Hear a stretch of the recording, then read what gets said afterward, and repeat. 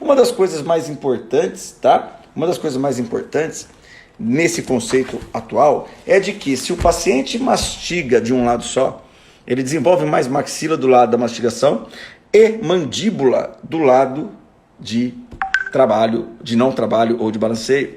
Então, desse lado que mastiga, gira o côndilo, mastigação, e aqui sai, justamente sai para mastigar desse lado, e aí tem um crescimento do corpo, ponta do queixo vem mais para a sua esquerda, e aqui eu tenho rotação, achatamento do côndilo, e crescimento em altura vertical de maxila, crescimento em altura de mandíbula mais longitudinal, ou seja, aqui um crescimento assimétrico da face. Todo mundo já teve um paciente desse. Então, dois conceitos muitíssimo importantes, né?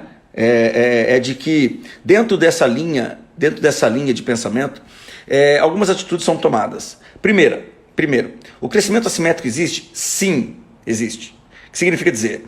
Que ele existe, porém ele não acontece em 2 anos. Ele precisa de mais tempo, tá? Mais tempo. Isso eu vou explicar o porquê que eu estou falando isso. Segundo, quando você tem um crescimento de até 12 anos de idade, maxila, tá?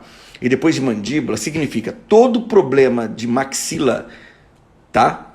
Pouco crescimento, por exemplo. Você tem que tomar o mais rápido possível. Por quê? Porque aproveita o crescimento da maxila. Então, uma classe 3, quando que eu trato? Imediatamente chega no meu consultório. Por quê? Porque é um crescimento intermembranoso. E o crescimento intermembranoso é só você estimular a sutura, fraturando, quebrando, enfim. Você tem ali um crescimento, um aporte ósseo. E segundo, todo crescimento endocondral ele tem tempo de vida útil. Portanto, o disco epifisário, ele tem até 13, 14 anos de idade, até o final do surto de crescimento. Alguns aos 14, alguns aos 15, alguns aos 13. Tem que fazer análise, não tem jeito. E aí chegaria no time do fim do crescimento condilar. O que significa dizer? Que durante o processo de crescimento, tá? Durante o processo de crescimento, os pacientes que têm problemas de maxila, eles têm que ser tratados rapidamente, e os pacientes que têm problema de mandíbula curta devem ser tratados no melhor momento do crescimento endocondral, que é no surto de crescimento puberal. Ou seja, o surto de crescimento puberal acontece mais ou menos de 10 a 12, 13 anos de idade nas crianças. Que é aquela curva de Bjork, que é uma curva que existe, tá?